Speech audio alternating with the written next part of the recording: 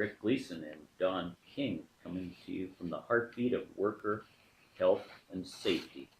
And today we're going to talk about a final rule that was just promulgated by OSHA involving tracking of workplace injury and illnesses. And for approximately the last 40 plus years, OSHA has required in some semblance that certain employers keep OSHA log of injury and illness and record their occupational injuries or illnesses on the OSHA 300 log, and then to post a summary of that called the OSHA 301. Would tabulate all the information in January and post it at your work site in February, March, and April. However, you never really sent it in to anyone. You never sent it into OSHA. Now, if OSHA showed up, or state OSHA, they would ask for your OSHA logs, which had to be maintained for the last 5 years, and they would be able to get some idea at the initial start of the inspection of the trends of injury and illnesses at your work site. But OSHA never really had access to workers' compensation data prior to the start of the inspection or even during it. You didn't have to turn over that information, so the only thing they had to go on was the log. So, Don, can you tell us when you were working for many years in loss control, I mean, you would have access to that type of information that you would be able to talk to employers. How did that work? Well, the insurance companies who were actually the insureds who were insuring the different contractors and companies would keep a database of all the injuries and illnesses that happened. And that information was what they used while they were rating a person's policy. And also they used that information to look at their past history to even see if they were interested in insuring that particular individual or entity. So that would contain all the costs. That was the cost as well as the trending and that type of thing. And the cost, again, towards every end of every policy year, they would go ahead and get ready to do their rating for the following year. So in the last 90 days of the policy period, they would do everything they could to close out every claim they had, so there would be no open claims to go into towards their renewal and setting up their experience mod for the previous 3 years. Got it. And that's something that was never sent to OSHA, right? OSHA didn't know anything about workers' comp, amounts, claims, data. That was separate between your insurance company and the employer? That was separate to the entities of that, yes. That was not something L&I had access to. And so therefore, I think when they would go out on their inspections, they again would be primarily looking at conditions in the work site, not so much behavior and what the individuals were doing, because they wouldn't have access to such data. Got it. Now, interesting, in the state of Washington and in other states, Washington State OSHA, also called L&I, WSHA, DOSH, they are in the same department as the Industrial Insurance Workers' Comp section of Labor and Industry. So in Washington, they always had access to that data and time loss and medical and workers' comp claims. So it wasn't as important for them when they got to a site as inspectors to look at the OSHA log, although they certainly would look at it. But they already had some information regarding how much that company was paying on workers' comp and their trends and so forth. But for federal OSHA, that was never available. And so the only thing that was out there was to look at your OSHA log, be it the 300 or the summary, the 301. So what's your understanding of what's going to happen with this new OSHA proposal, which just came out in May of 2016? What will OSHA want companies to do? Well, as I understand the ruling, they want people to now submit to them the information with which they keep on their 300 log that they usually transmit onto the 300A, which is posted, but that has all the information on there, the data of the injury, the type, and what happened, and that information will go forward to L&I. Got it. So each of the state OSHA programs, like I think there's about 25 so far, they'll have to promulgate an equivalent, identical rule to this OSHA requirement. So in Washington, we would submit our OSHA log information to Department of Labor and Industries Division of Occupational Safety and Health. They would ultimately then provide it back up to federal OSHA because there'll be a national database as well.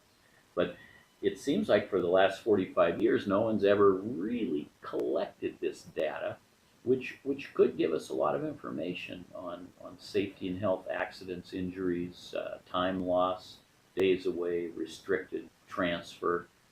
There's a lot of information being kept by employers out there. It's just that they never had to typically send it in.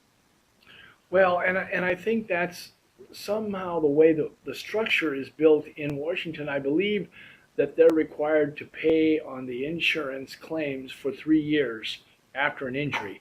After that, the state takes over those payments.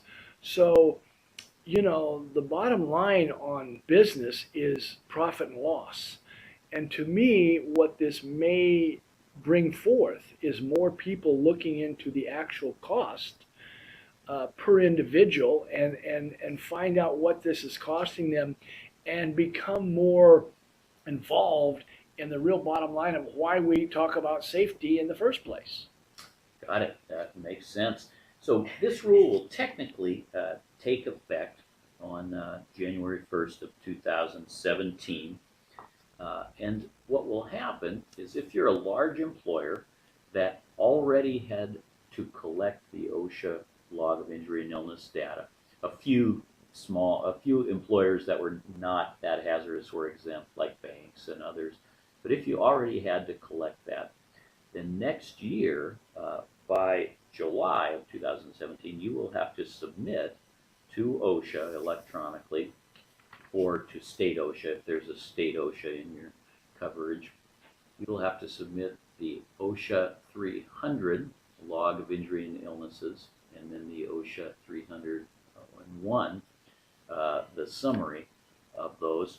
And this will be a huge database that OSHA will be collecting, or state OSHA as it were, and allow them to have much more real-time access to injury data throughout America.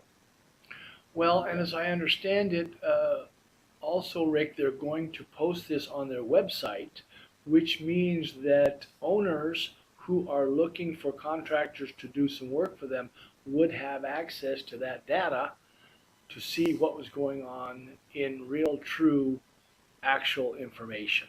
Wow, and that's a good point. So OSHA's looking at this as a public record, and Right. the only thing they'll scrub out of there, if you're a large employer and you're submitting the 300 log, they'll take out any personally identified information. They call it their PII, personally identifiable information. So the Yes. names won't be on there.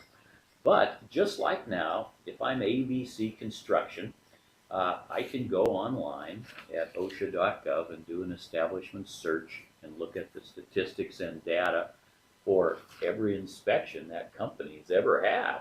This is dating back 40 plus years. And so it sounds like in the future, I would also be able to look up their OSHA 300 log and their 300A summary, 301, while we're at it. And it will be public information that wasn't there before. Yeah, and if you really think about it, contractors construction, for example, is a very competitive business, and what they're hoping to get out of this is to have people really get employers to get competitive about what is my record compared to this guy I'm bidding against. And also, I would think that if someone just finished a job they could go in on that website, look at the type of injuries they have, and say, I'm getting ready to build one 6 blocks down the road. Here's 5 things we got to look for. To me, it's opening up us to, again, have this transparency of here's what's out there. Let's get better at stop the injuries of workers quickly. Appreciate that, Don. Now, this won't change how you fill out your log, just make you turn it in. So currently, anyone with 10 or less employees throughout the year doesn't have to do the OSHA log unless you're asked by the Bureau of Labor Statistics to represent that log to fill out for the year. But what's going to happen now is that if you're one of the higher hazard industries that fills out the log, like construction, and you have between 20 and 249 employees, then you're just going to have to submit your summary, your OSHA 301 summary. But if you're larger than that, you'll have to submit both your summary and the log. And all this will, next year, by July of 2017, companies will have to tabulate all their data for 2016 and electronically send it in either to their federal OSHA, if they're an OSHA, federal OSHA state, or state OSHA, if it were. So I think it will be interesting as this catches on. It's not a lot of extra work necessarily. You're already collecting the data. It's more a repository. Exactly. I think that's exactly what they use the word over and over, that you are going to submit electronically to them. It's not like you're going to have to fill out additional paperwork. So this won't be, once again, cumbersome from a cost standpoint, which is really important to the consumer who says, now I've got another cost that I have to absorb, and it's not right. So I think it's a positive. You bet. Now, interesting, some in the past may have been asked by the Bureau of Labor Statistics to send in their OSHA log, for that year, representing some statistical data compiling. But what's interesting about that never got posted on OSHA's website as that specific company. That name, that was just worked into the statistics for the whole United States of America. So this will be different. But it was interesting, I was looking at OSHA's website the other day. They had a quote from Paul O'Neill, the former head of Alcoa, and he was saying, you know what, folks, this is transparency. It is what it is because this is your record of injury and illnesses, and you shouldn't be hiding this. So I thought that was a good point to think about the aspect that, hey, it's who we are. And if we've got a good record, we've worked hard for it. And if we've had injuries, we should start working to prevent them. Well, and again, I think that's a great synopsis there that you're giving with Paul O'Neill, Rick, because quite honestly, what we're trying to get to across the board is how can we all do better? And only through us sharing information. It's not detrimental to anyone. It's not going against an employee. No one's going to be penalized for this. But we're able to look at stuff and say, hey, this is what's happening out there. Last year we had this many people that fell from not being tied off. Let's talk about tie-off. Absolutely. So, Don, thanks so much for being here and sharing this information today. Any last thoughts or comments before we sign off? Well, I think we're getting down to what I would say is, again, it goes back to what gets documented gets done. And I think that's where they're trying to go with this, to move it forward again, to get more enthusiasm about let's start working the workplace to not injure employees. Oh, great. So, hey, this has been Rick Gleason and Don King coming to you from the University of Washington, the Region 10 OSHA Training Center. And this has been the heartbeat of worker health and safety. And to all of you out there, aloha. I was young and feisty, never did things by the book. Just let me get my toolbox and I'll take myself a look. I climbed up on the dozer and with my mechanic's pride. Said, you can keep it running, friend, while I poke around inside. Shake hands with danger, meet a guy you ought to know. I used to laugh at safety, now they call me Three-Finger Joe.